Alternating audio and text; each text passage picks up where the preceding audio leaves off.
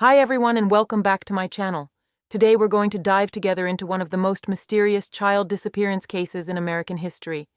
If you're new here, be sure to subscribe and turn on your doorbell, because I regularly bring you breakdowns of true crime cases that rock the world. Imagine this. It's the 14th day of February in the year 2000, Valentine's Day. It's a cold winter morning in the small town of Shelby, North Carolina. 9-year-old Asha Jaquila Degree sleeps peacefully in her bed next to her older brother. Her parents, Harold and Aquila, think both their children are safe at home. But something went wrong that night. Around 2:30 a.m., Asha woke up for unknown reasons, packed her backpack and headed out into the storm. Yes, you heard right. The 9-year-old left home that night and walked down Highway 18. Several drivers saw her walking alone in the rain. But when one of them tried to approach her, she fled into the woods and was never seen again. Today, 25 years later, Asha's case remains unsolved. No explanations, no answers, just endless questions. Why did she leave home? Where did she go? And what happened to her? In today's video, we'll go over all the known facts, the investigators' theories, and the latest information about this case that still fascinates the world today. Now we're going to take a closer look at the personality and life of Asha Jaquila Degree to better understand who this little girl was, who became the center of one of the most mysterious child disappearance cases. Asha was born into a family that placed tremendous emphasis on togetherness, safety, and traditional values. Her parents, Harold and Aquila Degree, married in the year 1988 and built a solid foundation for their growing family. Harold worked at Pittsburgh Plate Glass while Aquila was employed at Kawai America Manufacturing. Both parents were hardworking people who strived to provide a stable home for their children. The family situation was quite unusual in the sense that Harold was not Asha's biological father but became her stepfather. Nevertheless, their bond was incredibly strong, and Harold treated Asha like his own daughter. The family lived in a small house in Shelby where everyone knew each other, and where it was common for neighbors to keep an eye on each other. What was special about their family life was the presence of extended family. Asha's grandmother and aunt lived on the same street, which meant that the children had constant support and supervision. This system worked perfectly for working parents, because they knew that their children were always being watched over by someone in the family. My grandmother would often babysit Asha and her brother O'Brien after school until their parents returned from work. Asha had a very close relationship with her older brother O'Brien. As their mother Aquila often said, they were as inseparable as thieves. They slept in the same room, shared toys, experiences, and secrets. O'Brien was protective of his younger sister, and Asha adored him. Their bond was so strong that when one of them got in trouble, the other often claimed the blame to protect his sibling. Sports played a key role in Asha's life. She was a star point guard on her youth basketball team and was completely consumed by the sport. Basketball was not just a hobby for Asha, but a true passion. She spent hours practicing, perfecting her technique, and studying the game. Her coaches and teammates described her as a dedicated player who never missed a practice and always gave her all to the game. When it came to music, Asha had a wide range of musical tastes for her age. She listened to a variety of genres, from popular music to gospel, which was very popular in their household because of the family's strong religious roots. She often sang while doing chores or when playing alone in her room. Music was a way for her to express herself and relax after a hard day at school or after basketball practice. The company of friends was very important to Asha, even though her social circle was carefully controlled by her parents. Asha's friends were mostly from school, the basketball team, or church. Parents placed great importance on knowing who their children were spending time with, and most social activities took place either at home or in the homes of families they knew well. Sleepovers at relatives' houses were popular, especially with cousins who lived nearby. These family events were the height of fun for Asha. She was able to play with her peers, watch movies, and enjoy the freedom these opportunities provided. Yet even during these events, there were clear rules and boundaries set by her parents. Asha's personality was a fascinating mix of seemingly contradictory traits. On the one hand, she was incredibly curious and eager to learn about the world around her. She asked endless questions, interested in everything from natural phenomena to how things worked. Teachers described her as a student who was never satisfied with easy answers and always wanted to know why and how. This curiosity was reflected in her love of reading. Asha was an avid reader who could spend hours immersed in a book. Reading was not just a pastime for her, but a way to explore worlds she could not physically visit. Her room was filled with books of various genres, from fairy tales to adventure stories. Independence was another distinctive feature of Asha's character. Although she respected the authority of her parents and teachers, she was strong-willed and had her own opinions. She wasn't afraid to voice her opinion when she disagreed with something, though she always did so politely and respectfully. She showed leadership qualities in basketball and often took the initiative in organizing games or resolving conflicts between teammates. Her friendly nature made Asha a popular teammate and friend. She had a gift for creating harmony within the group and often served as a mediator when disputes arose between children. Her empathy and ability to listen helped her maintain friendships and create new ones. Teachers noticed that Asha often took on new students or those who felt lonely. At the same time, Asha was surprisingly cautious and alert, partly as a result of her family's upbringing, which placed a high value on safety. She was raised to distrust strangers, not talk to strangers, and always inform her parents of her movements. This caution was so deeply ingrained that she surprised even her peers with her reticence to new situations or people. Asha's sensitive side was especially evident in her reactions to injustice or when she saw someone suffering. She could burst into tears at sad movies or when she heard about someone's misfortune on television. This sensitivity also made her very affectionate towards animals and younger children, whom she loved to take care of during family gatherings. We now look back to that fateful day on the 14th of February in the year 2000, when the life of Asha Degree and her family changed forever. That Valentine's Day became one of the most tragic moments in the history of the small town of Shelby. The night of February 13th to 14th was unusually stormy for the North Carolina region. Strong winds and heavy rain battered the Shelby area, creating an atmosphere that few would consider suitable for any outdoor activity, let alone a 9-year-old child. The evening before the disappearance was quite normal in the Degree family, following their established routine. Harold Degree, Asha's stepfather, had returned from work around 5 o'clock in the afternoon, as was his custom. Aquila, Asha's mother, prepared dinner for the whole family, which they ate together at the kitchen table. During dinner, the family talked about school events, basketball practice, and plans for the next day. After dinner, Asha attended to her homework, which she did carefully and conscientiously as she was accustomed to. This was followed by time spent watching television with her brother O'Brien, with both siblings enjoying time together before bed.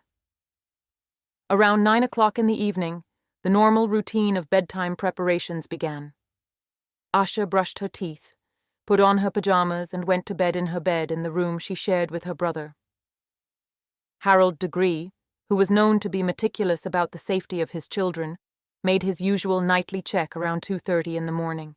He opened the door to the children's room and saw his 2 children sleeping peacefully in their beds in the dim light of the bedside lamp. Asha was lying on her side of the bed, covered with a blanket up to her chin, as was her custom. There was no indication that anything unusual was going to happen over the next few hours. However, around 2 or 3 o'clock in the morning, something quite unimaginable happened. Asha woke up for unknown reasons, quietly got out of her bed and began preparing to leave the house. She had to be extremely careful not to wake up her brother, who was sleeping in the same room just meters away from her. What was going on in Asha's head during those silent night hours remains one of the biggest mysteries of the case. But we do know that she packed her school bag with a few personal items. This backpack contained items that investigators later identified as key clues, although their significance is still not entirely clear. Asha dressed in her regular clothes, jeans, a white t-shirt, and her favorite jacket. On her feet, she wore the sports shoes she wore to school. She quietly left her room, walked down the hallway past her parents' room, past the living room and kitchen, until she reached the front door. The manner in which she left the house suggests that her departure was planned and premeditated. She left no signs of violence or haste. She closed the door quietly behind her and made her way out into the rainy night. The storm was still raging and the conditions outside were extremely unpleasant.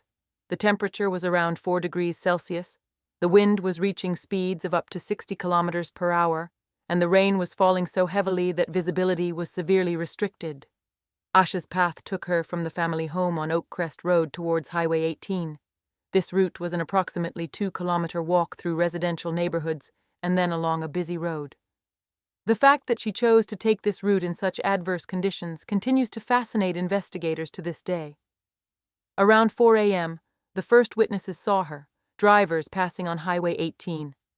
Several independent witnesses later confirmed that they saw a small figure walking along the roadway from the town of Shelby. The person's appearance matched Asha's description: a small child in dark clothing, carrying a backpack, and moving slowly against the strong wind and rain.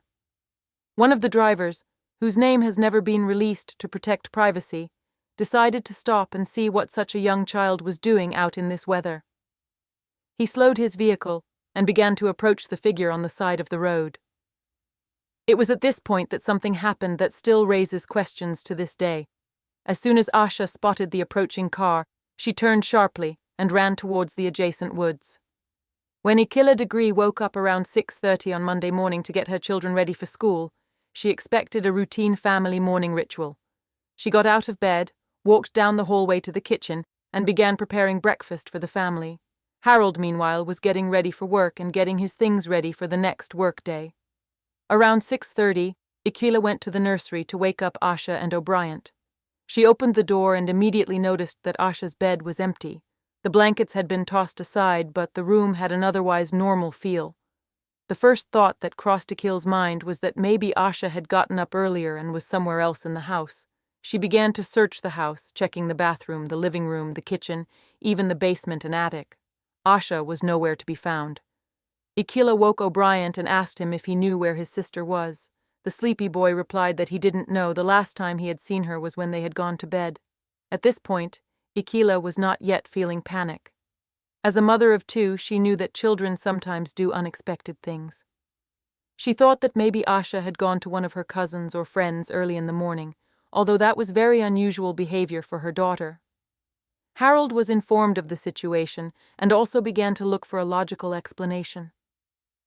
Together they went through the surrounding houses of relatives, visiting the grandmother, the aunt, and several neighboring houses where Asha might be. Everywhere they got the same answer.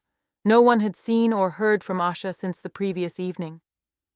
Gradually, the initial uncertainty became growing anxiety.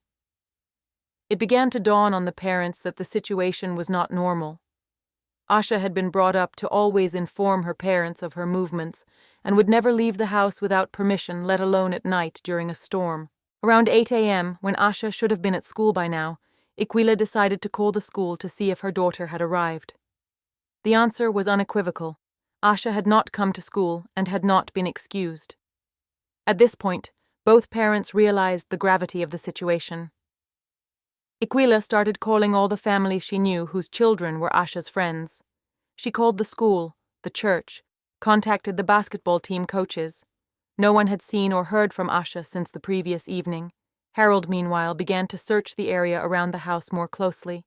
He checked the backyard, the garage, any possible hiding places the child might be hiding. At the same time, he tried to find any sign of Asha leaving the house. All the windows were closed and locked. The front and back doors showed no signs of being forced open. Around 9 a.m., nearly 3 hours after the discovery of the empty bed, the parents decided to contact the local police. This decision was not an easy one. They kept hoping that there was a simple explanation and that Asha would soon turn up with an innocent story about where she had spent the night. The phone call to the police station was emotionally difficult for both parents. They had to describe the situation, provide background information about Asha, and explain why they thought something serious might have happened. The dispatcher assured them that the incident would be investigated, but also informed them that most cases of missing children are solved within a few hours. Cleveland County Sheriff Dan Crawford took personal command of the case immediately upon receiving the emergency call from Degree's parents. As an experienced law enforcement officer with over 20 years of experience, He recognized that the first hours after a child goes missing are critical to the successful resolution of a case. The first police patrol arrived at the Degree family's home at 9:45 in the morning. Officers Dan Hartness and Mike Baker conducted a basic interview with the parents and began documenting all available information. Their first priority was to verify that there was no misunderstanding or that Asha was not hidden somewhere in the house or on the property. Systematic searches began within a 500-yard radius around the family home. The officers divided the area into sectors and methodically went through every yard, garage, garden house, and any place where a 9-year-old child might be hiding. At the same time, all neighbors within a few blocks were contacted for permission to search their properties. Around noon, the search area was expanded to include the entire residential neighborhood. Officers obtained a map from the city and began systematically marking the areas to be searched.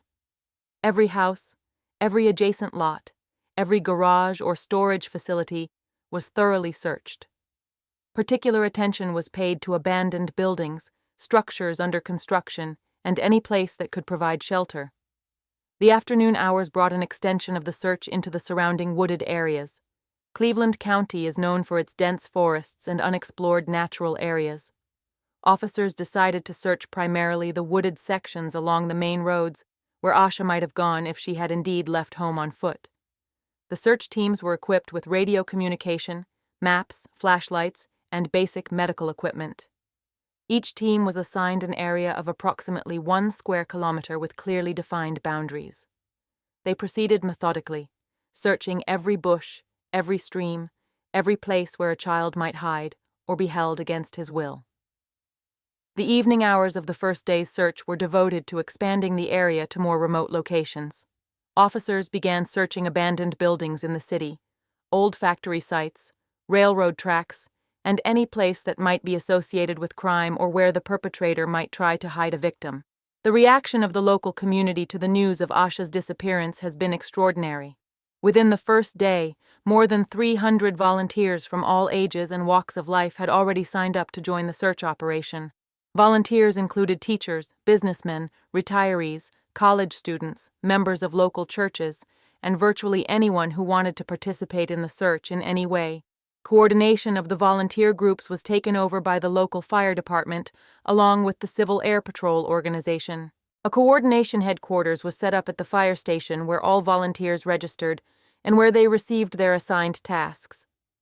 Each volunteer had to undergo a short briefing on safety, search methods, and what to do if any clues were found.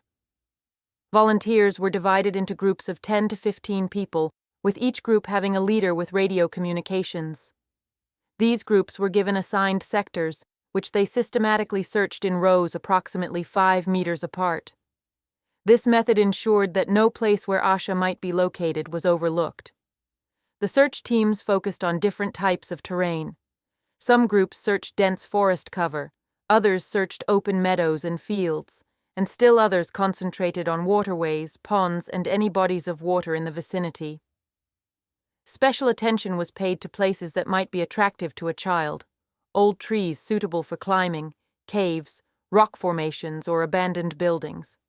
Search dogs were deployed during the first afternoon. Sheriff Crawford contacted specialized K-9 units from several neighboring counties and requested the assistance of the most experienced K-9 handlers with their 4-legged partners. A total of 8 specially trained dogs of various specialties were involved in the search. Bloodhounds, who specialize in tracking human scent, were given the opportunity to sniff Ash's clothes from her room.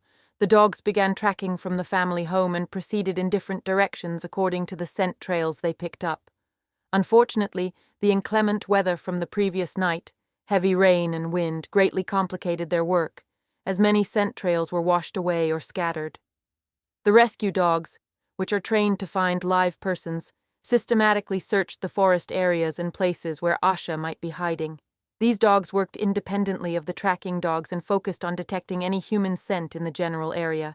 Specialized cadaver search dogs were deployed primarily in more remote and inaccessible areas, although everyone hoped their services would not be needed. These units worked discreetly so as not to cause panic among volunteers and family. Communication strategy was a key part of the search operation.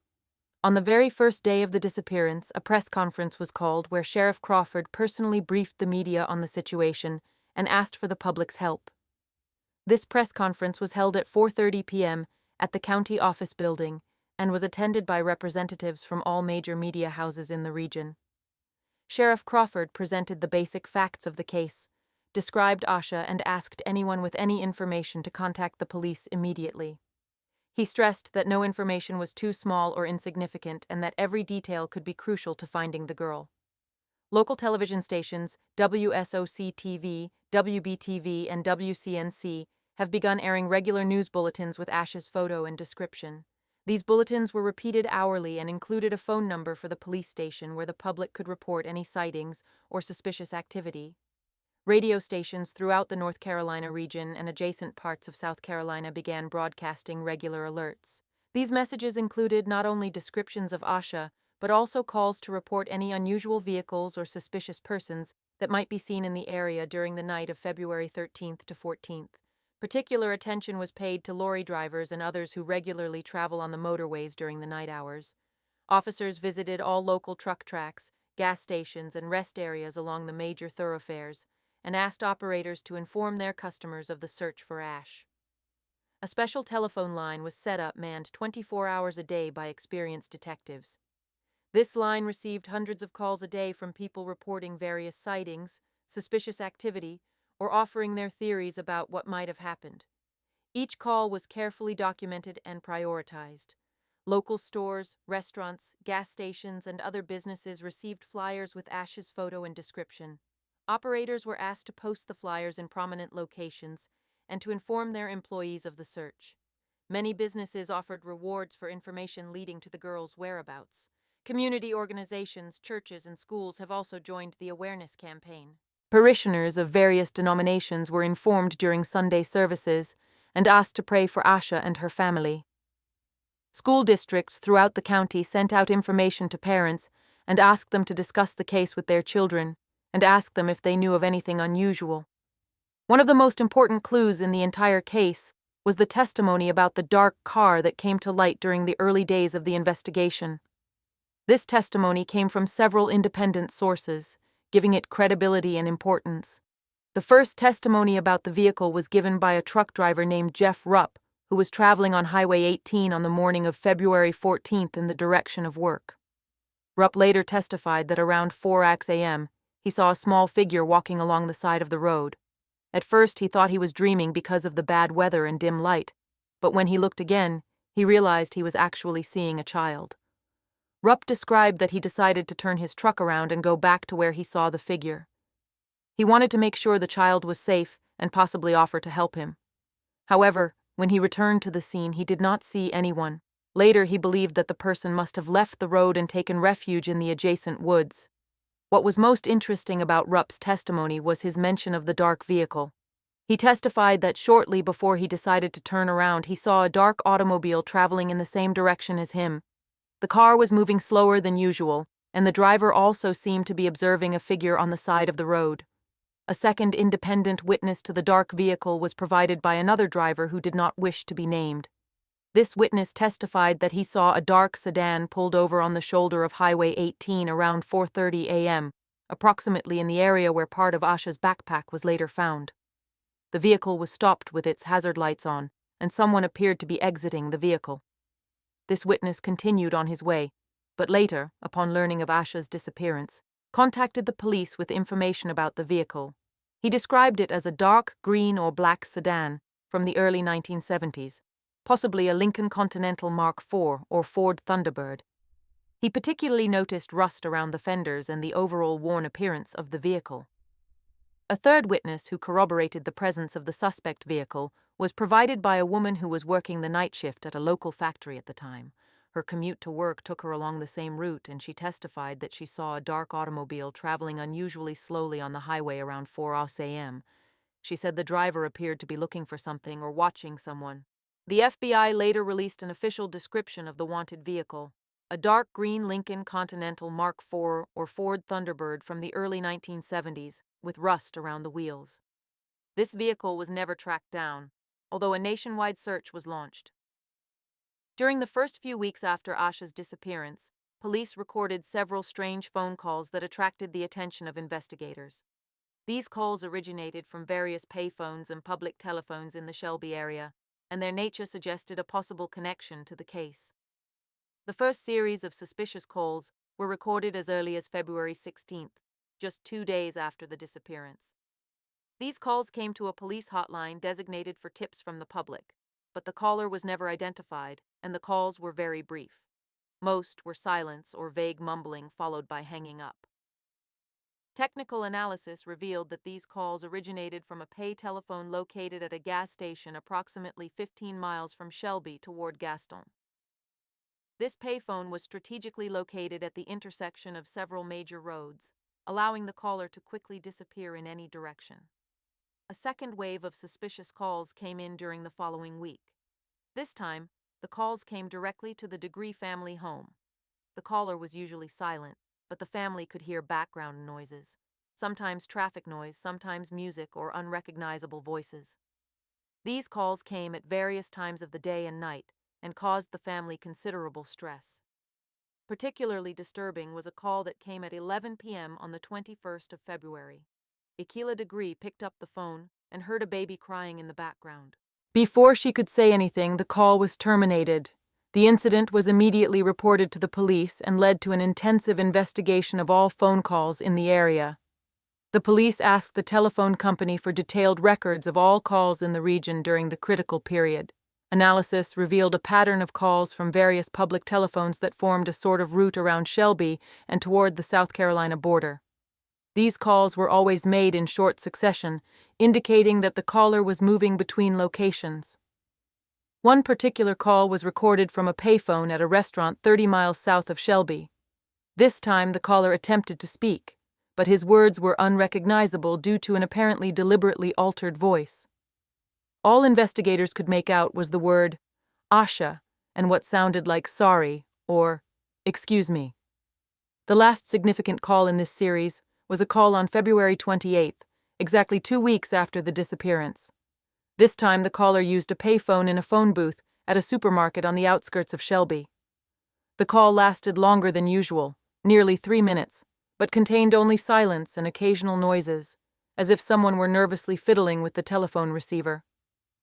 The absence of CCTV in the area where Asha was last seen has become one of the biggest obstacles to the investigation. In the year 2000, security cameras were not a common amenity in rural North Carolina, greatly limiting the ability to reconstruct Asha's journey. The nearest security cameras were located in downtown Shelby, more than 5 miles from where Asha was last seen. These cameras only covered the main business street and the area around the bank, making them virtually useless for the investigation. Gas stations along Highway 18 were not equipped with camera systems at the time, although some had basic security measures inside the buildings. None of these cameras, however, covered the outdoor areas or pump stands where Asha or a suspicious vehicle might have been captured. Investigators contacted all businesses within a 20-mile radius of the disappearance to inquire about possible camera footage. The result was disheartening. Only 3 businesses had any CCTV at the time, and none of them had captured anything relevant to the case. Local schools, including the one Asha attended, did have basic security systems, but these cameras only worked during school hours and only covered the inside of the buildings. None of the school's security systems recorded anything unusual during the weekend before the disappearance. The only technological footage that was available was from toll gates on major highways leading out of North Carolina. These systems recorded the passage of vehicles with electronic transponders, but in the year 2000, their use was not as widespread as it is today.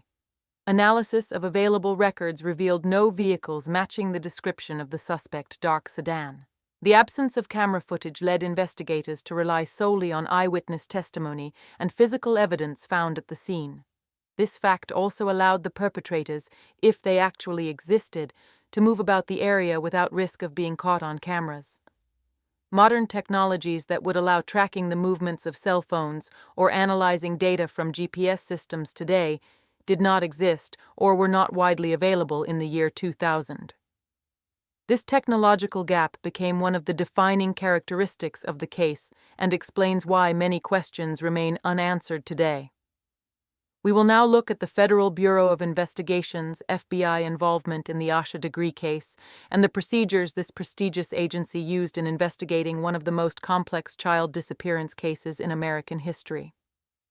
The FBI became involved in the case within the first day of Asha's disappearance, an unusually quick pace even by the standards of this federal agency. The decision to involve the FBI immediately was based on several factors that suggested the possibility of a kidnapping across state lines. Special Agent Michael Tabman of the Charlotte office of the FBI took over coordination of the federal investigation that same evening. Tabman, who had more than 15 years of experience with missing children cases, immediately recognized the unusual elements of Asha's disappearance that suggested a more complex situation than the usual case of a lost or runaway girl. Federal jurisdiction was activated based on several specific clues. First, evidence of Asha walking along Interstate Highway 18 raised suspicions that she may have been taken across state lines. Interstate 18 directly connects North Carolina to South Carolina, which constituted a potential federal offense. The second factor was the age of the victim and the circumstances of the disappearance. The FBI has special protocols for cases involving children under the age of 10 who disappear under suspicious circumstances. Asha's voluntary departure from her home at night during the storm, followed by testimony of her flight into the woods when a vehicle approached, met all the criteria for activating federal resources. During the first day, Agent Tabman established a joint task force with local Sheriff Crane Crawford and Detective Major Jeff Hamrick of the North Carolina State Bureau of Investigation.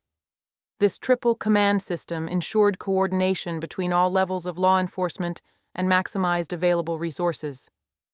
The FBI immediately activated its National Crime Information Center (NCIC) system, in which Asha was listed as a high-priority missing person. This system allowed law enforcement agencies throughout the United States immediate access to information about Asha, including her photograph, description, and the circumstances of her disappearance. Particular attention was given to the possibility that the case could be an organized crime or child trafficking network. At the time, the FBI had active operations focused on pedophile networks and human trafficking, which led to immediate screening of all known perpetrators in the region. Federal involvement allowed the immediate expansion of the search operation far beyond Cleveland County. The FBI coordinated searches in 7 states: North Carolina, South Carolina, Virginia, Tennessee, Georgia, Kentucky, and Western Virginia. The Charlotte office of the FBI served as the central coordinating point for all search activities. Special Agent Tabman established a 24-hour operations staff that monitored all incoming tips, coordinated interstate search teams, and maintained communications with local law enforcement agencies in all affected states. Each of these state FBI offices received a complete package of information about Ash, including high-resolution photographs, a detailed description, information about her habits and preferences, and a list of all known family contacts in that state. This information was distributed to all police stations, sheriff's offices, and state police departments. Special attention was paid to border areas, particularly along Interstate 77 and Interstate 85, which represented major transportation corridors between North and South Carolina. The FBI set up checkpoints at major rest areas and toll gates where agents distributed flyers and questioned truckers about any unusual sightings. Coordination with local communities included the appointment of FBI liaison officers in every major town within a 300-mile radius of Shelby. These agents worked directly with local law enforcement, coordinating searches of specific areas and ensuring that all tips were centrally processed and evaluated. The FBI also activated its contacts with international agencies, particularly the Royal Canadian Mounted Police, RCMP, and Mexican federal authorities. Although there were no specific indications of international movement, federal protocols required that all North American partner agencies be notified of high-priority missing child cases. As the case dragged on and new leads emerged sporadically, the FBI began to apply advanced forensic technologies that had become available during the early years of the 21st century. In the year 2003, the FBI introduced new DNA analysis technology into the case that allowed for the testing of much smaller samples of biological material than previous methods. All of the physical evidence from the original investigation, including the clothing items found in the backpack, was retested using these more advanced methods. FBI laboratories in Quantico, Virginia, took over the analysis of all physical evidence. A team of forensic specialists, led by Dr. Margaret Hillenbrand, applied new spectroscopy and chromatography techniques to analyze fibers, soil samples, and other microscopic evidence that was originally thought to be unanalyzable. The FBI's digital forensics team began reconstructing all electronic communications related to the case in 2004. Although there were no social networking sites or smartphones in 2000, the FBI analyzed all landline, pager, and early cell phone records in the area during the critical period. Geographic profiling, a technique developed for analyzing serial crimes, was applied to the Asha case in 2005. A team of analysts, led by Dr. Kimberly Rossmaw, created a comprehensive geographic profile based on all known sightings, evidence locations, and patterns of similar cases in the region. The psychological profiling was augmented with new behavioral analysis methods. The FBI's Behavioral Analysis Unit created detailed profiles of potential offenders based on the manner in which the crime was committed, interactions with the victim, and post-crime behavior. This profile included age range, geographic proximity, prior criminal history, and psychological characteristics. Computer modeling and simulations were used to reconstruct possible scenarios for Asha's disappearance. The FBI created three-dimensional models of the entire area that allowed for testing of various theories about how the events may have unfolded. These simulations included factors such as weather, visibility, timing, and the physical capabilities of a 9-year-old girl. Facial recognition technology was applied to thousands of photos and videos from security cameras across the region. Although this footage was initially not considered relevant due to its distance from the disappearance site, new algorithms have made it possible to analyze even very poor quality images. The FBI has also begun using predictive analytics to identify patterns in similar cases. The Violent Criminal Apprehension Program, VICAP database was searched using new algorithms that identified cases with similar characteristics from across the United States. This analysis revealed several potential connections to other missing children cases. Forensic genealogy, which became available around the year 2008, was applied to all unidentified DNA samples from the case. This technique allowed the creation of genealogical trees of potential perpetrators and helped to rule out or confirm several suspects. The alien abduction theory has become the dominant hypothesis among investigators and represents the most likely explanation for Asha's disappearance. This theory is based on the assumption that Asha was targeted by an unknown perpetrator who had a specific interest in young children. A profile of the potential abductor created by FBI behavioral analysts suggests a male between the ages of 30 and 50 with previous experience with children. This perpetrator likely lived or worked in the Cleveland County area, which allowed him to observe Asha's routines and find ways to contact or influence her. One of the most disturbing possibilities is the involvement of an organized network of pedophiles who may have targeted Asha because of her age and appearance. In the year 2000, the first internet communities focused on child trafficking were beginning to emerge, and although Asha did not have access to the internet, perpetrators may have used traditional methods of contact and manipulation. The theory also includes the possibility that the perpetrator observed Asha during her normal activities, at basketball practices, on trips to school, or during visits to stores. This prolonged observation would have allowed him to find a way to contact her and gain her trust without her family's knowledge. Particular attention is given to the possibility that the perpetrator used some form of trickery or manipulation to get Asha to leave home.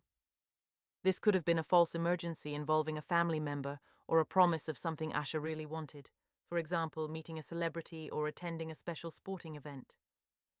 Geographical analysis suggests that the perpetrator had a good knowledge of the local area, particularly forest roads and remote locations where he could hide Asha or where he could transport her without risk of detection.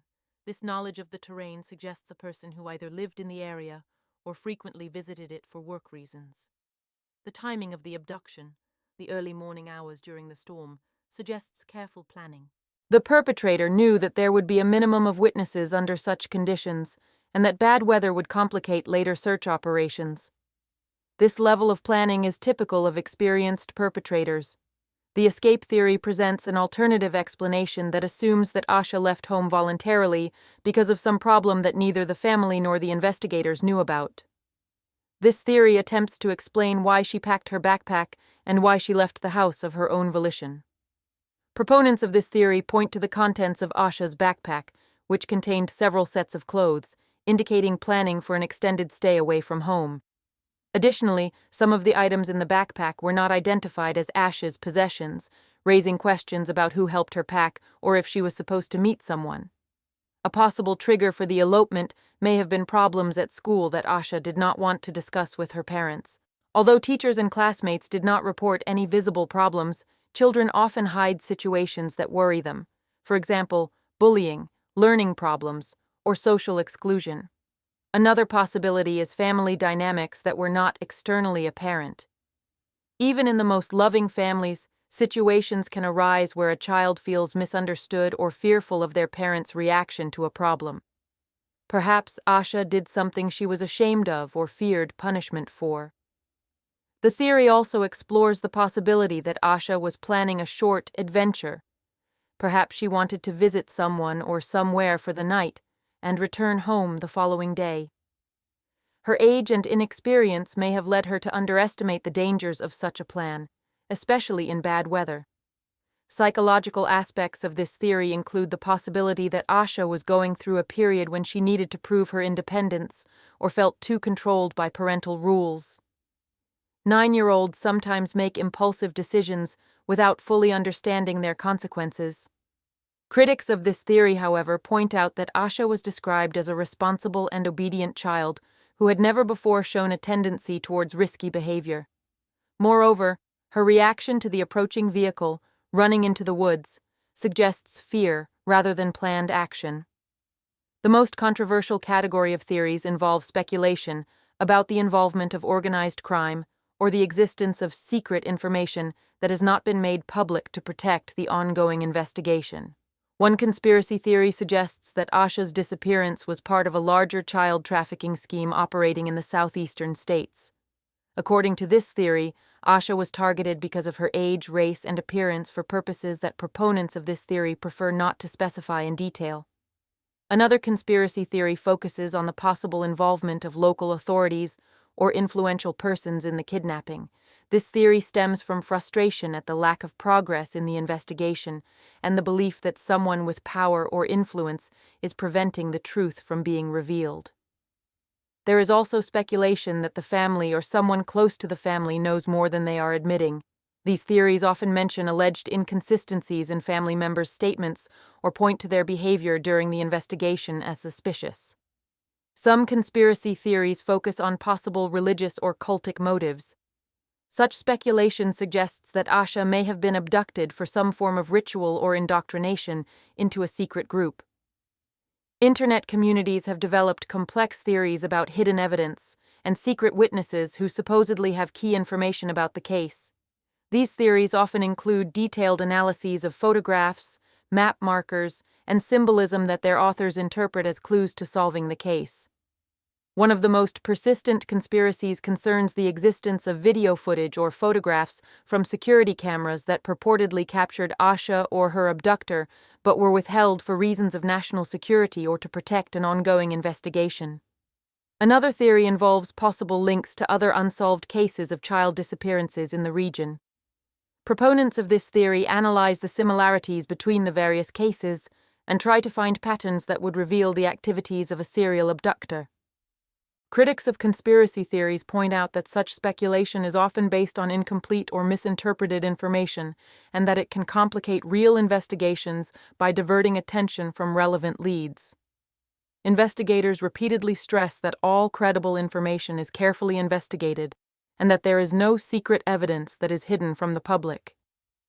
Despite criticism, these conspiracy theories maintain public interest in the case, and sometimes provide new angles that can be useful to investigators, even if most of the speculation turns out to be unfounded.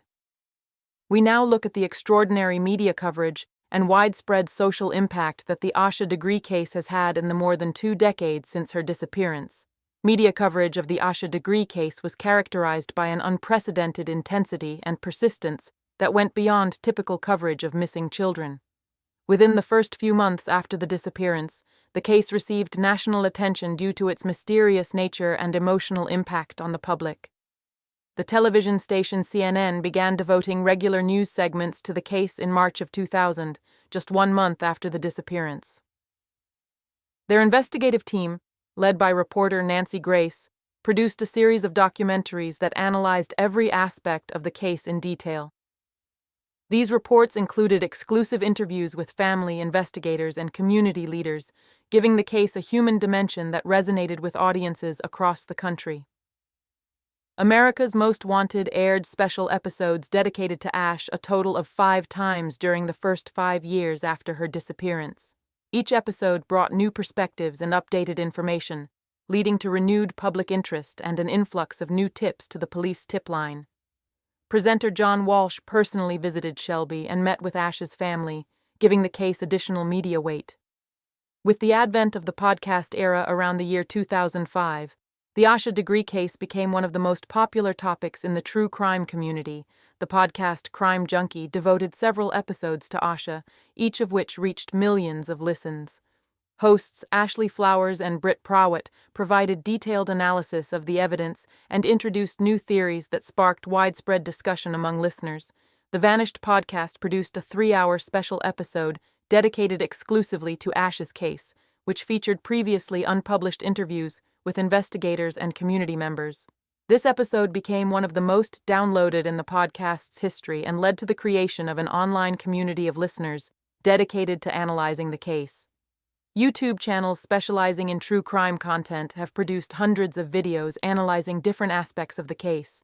Channels such as That Chapter, Eleanor Neal, and Kendall Ray have reached millions of views with videos about Ash, ensuring the case has the attention of new generations of viewers.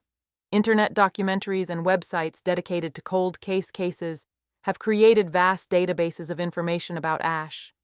Sites like the Charlie Project and National Center for Missing and Exploited Children maintain updated profiles with the latest information and photos. The community response to Asha's disappearance was immediate and profound, leading to the creation of a sustained movement in support of her. Within the first month of her disappearance, local churches and civic organizations organized the first Walk for Asha, a public march held annually on the 14th of February. These annual marches gradually grew from an initial 50 participants to thousands of people from all over the region. The marches begin at Asha's house and follow the route she likely took on the night of her disappearance. Participants carry candles, photos of Asha, and banners calling for information. The organization Asha Degree Foundation, founded by Asha's family in 2002, has become a hub of awareness activities. This foundation not only organizes annual marches, but also educational programs in schools on child safety and kidnapping prevention. Petitions demanding a continued federal investigation and increased rewards for information leading to the discovery of Asha have gathered more than 100,000 signatures over the years. These petitions were presented to Congress, the governor of North Carolina, and the director of the FBI, leading to renewed interest at the highest political levels. Local businesses and organizations have created the Asha Degree Scholarship Fund for Shelby students pursuing a degree in criminal justice or social work. This fund has supported over 50 students to date and has become a lasting memorial to Asha's case. Visual artists from around the country have created portraits and artwork inspired by Asha that have been displayed in galleries and used for fundraising events. These artworks help to keep public attention on the case and provide alternative ways to express solidarity with the family. The internet has become a key platform for continued public engagement with Asha's case. Dedicated online forums devoted to cold case cases have created sections exclusively for discussions about Asha, attracting thousands of active users. The Reddit community, RR Asha Degree Mystery, founded in 2010, has become one of the most influential online spaces for discussion of the case. The community has more than 20,000 members who regularly share new theories, analyze evidence, and coordinate their own investigative activities. Users of these forums have created sophisticated heat maps of the area around Shelby that mark all locations associated with the case, from the locations of sightings of Asha to the locations of evidence found. These interactive maps allow for the visualization of different theories and help identify areas that may not have been thoroughly searched. Facebook groups dedicated to Asha have a total of over 50,000 members and serve as a platform for sharing new information, organizing commemorative events, and coordinating grassroots investigative activities. These groups often collaborate with official investigators and pass on relevant information to them. Websites such as Web Sleuths have created extensive databases of case theories and analyses, which are organized by category and regularly updated. These online detectives analyze everything from weather data from the night of the disappearance to detailed maps of all the roads in the area. Specialized apps and online tools have also been created that allow users to interactively explore different aspects of the case. These tools include chronological timelines, interactive maps, and databases of all known witnesses and evidence. YouTube communities have created collaborative projects where different creators contribute different perspectives on the same case. These projects often lead to new discoveries or the identification of previously unnoticed connections. Online communities also organize virtual memorial events and fundraising campaigns that extend the reach of support for Asha's family far beyond the geographic boundaries of North Carolina. These virtual events often draw participants from around the world and help keep international attention on the case. The impact of these online communities on the actual investigation has been significant. Several tips and theories generated in online discussions have led to renewed interest by investigators in specific aspects of the case and a search of previously overlooked areas. The Asha degree case remains officially classified as an active investigation led by the Cleveland County Sheriff's Office in cooperation with the FBI and the North Carolina State Bureau of Investigation. This designation means that the case is not considered closed and that investigators are still actively working to gather new information and follow leads. During the year 2024, there were significant movements in the investigation, with extensive searches being conducted in connection with new suspicions. These actions represented the greatest investigative activity in the case in more than a decade and signaled renewed optimism among investigators. Current Cleveland County Sheriff Alan Norman has publicly affirmed that the case is a top priority for his office. A dedicated team of detectives, led by Major Jason Hamrick, is devoted solely to this case, utilizing state-of-the-art investigative techniques and technology. The FBI continues its support of local investigations through its Charlotte field office. Federal agents provide technical expertise, laboratory analysis, and access to nationwide databases that may be key to identifying new leads or connections to other cases. The investigative team regularly reevaluates all existing evidence using new technologies that were not available in the year 2000. This includes advanced DNA analysis, digital forensic techniques, and satellite mapping of areas that have not previously been thoroughly searched. Coordination between the various levels of law enforcement remains strong, with regular meetings and information sharing between local, state, and federal agencies. This collaboration ensures that no relevant information is overlooked and that all available resources are used effectively. The investigation team regularly renews its appeals to the public, especially around the anniversary of Asha's disappearance every February 14th. These campaigns use modern communication channels, including social media, podcasts, and online platforms, to reach the widest possible audience. The current appeals focus on specific aspects of the case that have not previously been highlighted. Investigators are now asking the public for information regarding specific vehicles, people, and locations that have been identified as potentially relevant during the ongoing investigation. Social media has become a key tool for reaching new generations of potential witnesses. The case's official Facebook page has over 100,000 followers and regularly shares updates, photos, and calls for information. The Sheriff's Office is working with influencers and true crime content creators to raise awareness of the case among younger demographics. This strategy is based on the observation that many current adults were children or juveniles in 2000 and may have observed something relevant without realizing its significance at the time. Billboards and outdoor advertisements are regularly updated and placed in strategic locations along major thoroughfares in the region. These visual reminders serve both to maintain public awareness and to reach passers-by who may have been in the area during the critical period. The local media continues its commitment to regular coverage of the case. Television stations, radio stations, and newspapers in the region give special attention to Asha's story each year and frequently air or publish new interviews with investigators and community members. Despite continued investigative efforts and public interest, no major new leads have been discovered since 2010 that would lead to a breakthrough in the case. This fact has led to the unofficial designation of the case as a cold case, although officially it remains an active investigation. The last significant discovery was fragments of clothing and personal items found in an area near the site of Asha's disappearance in 2010. These items have been subjected to extensive forensic analysis, but have not provided definitive answers to key questions about Asha's fate.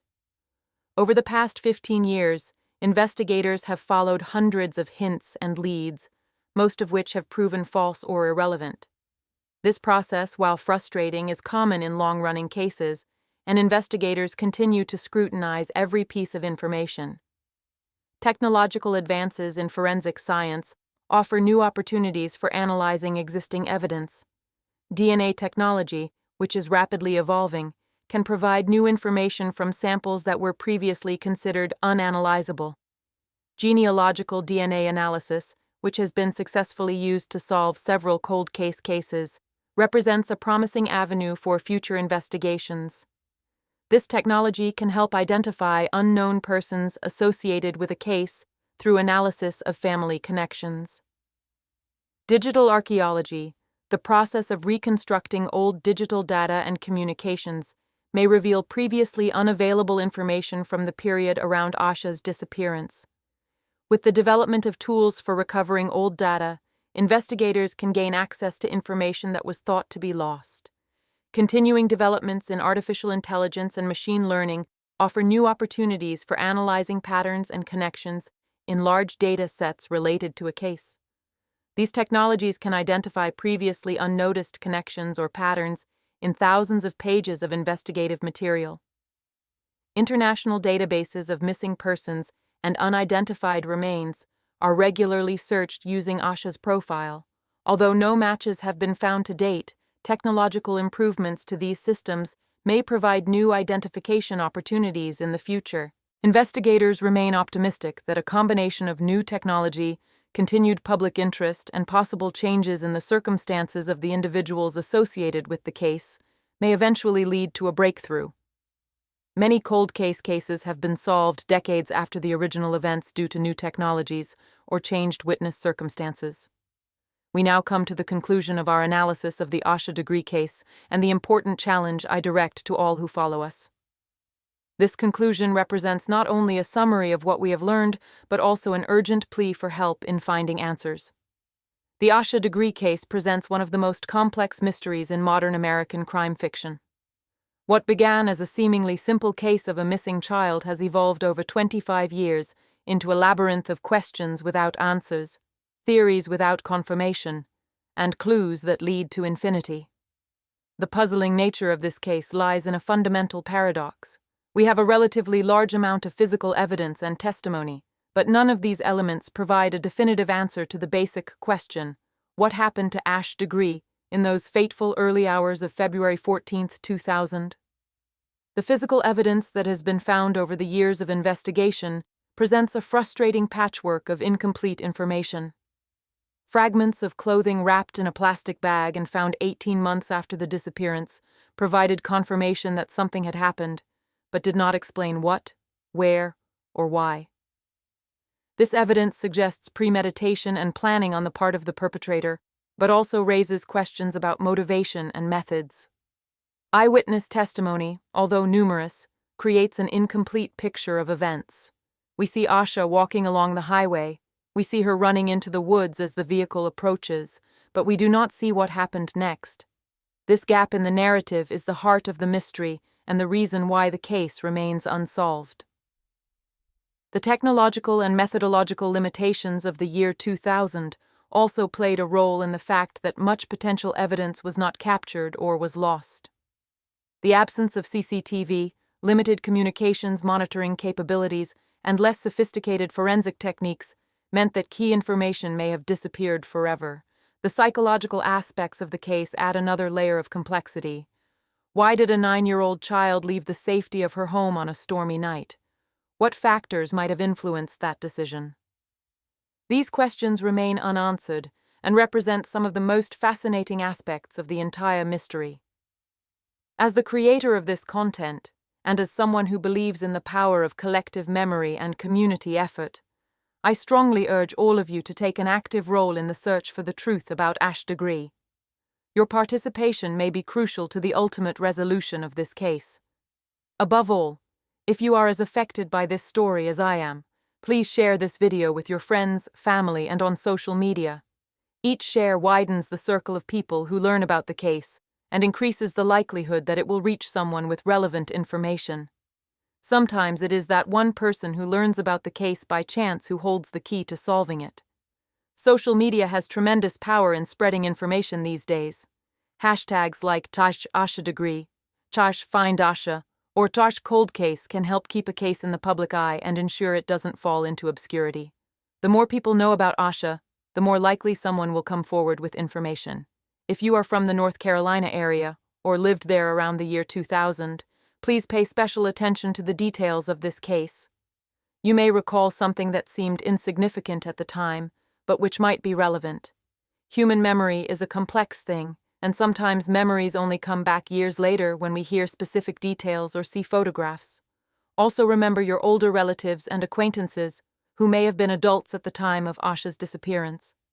They are often the ones who can recall details that younger generations may not have recorded. Share this story with them and ask them if they recall anything unusual from that time. If you have any information regarding the Asha Degree case, no matter how insignificant it may seem to you, please contact the appropriate authorities immediately. Every piece of information is important and may represent a missing piece in this complex puzzle. The primary point of contact for tips related to the Asha Degree case is the FBI tip line at 1-802-25324, 1-802-CALL-FBI. This line is staffed 24 hours a day, 7 days a week, by specialized agents who are trained to receive information on cold case cases. Alternatively, you can submit your tips online through the FBI's official website at tips.fbi.gov. This system allows for anonymous submission of information and is ideal for those who prefer written communication or wish to remain anonymous. The local contact is the Cleveland County Sheriff's Office at 704-8482. Detectives from this office are continuing to actively investigate the case and are prepared to accept any pertinent information. The National Center for Missing and Exploited Children, which maintains a nationwide database of missing children, also has a dedicated hotline for the Asha Degree case. Their number is 188-THE-LOST, 188-45673, and this organization provides additional resources and support for families of missing children. It is important to provide as much accurate information as possible when contacting any of these agencies. Include the date, time, location, and any details you remember. Even seemingly unimportant details can be very valuable to investigators. If you are unsure of the relevance of your information, contact the authorities anyway. Investigators are trained to evaluate all types of information and can determine its potential relevance to the case. It is better to present information that turns out to be irrelevant than to keep potentially crucial information to yourself. Remember also that the reward for information leading to the resolution of a case has been increased to $75,000. This substantial sum reflects the authorities' continued commitment to solving the case and provides additional incentive for those who might hesitate to provide information. In closing, I would like to emphasize that the strength of this community, the strength of all of us who follow true crime content, lies in our ability to keep these stories alive. Asha Degree wasn't just a statistic. She was a little girl with dreams, hopes, and a family that loved her. She deserves for us to keep searching for answers until they are found. Thank you for watching this video and for your interest in Asha's story. If you enjoy this type of content, please subscribe and turn on your doorbell for notifications of new videos. Together, we can keep hope alive and maybe one day find the answers that Asha's family and the entire community are so desperately seeking.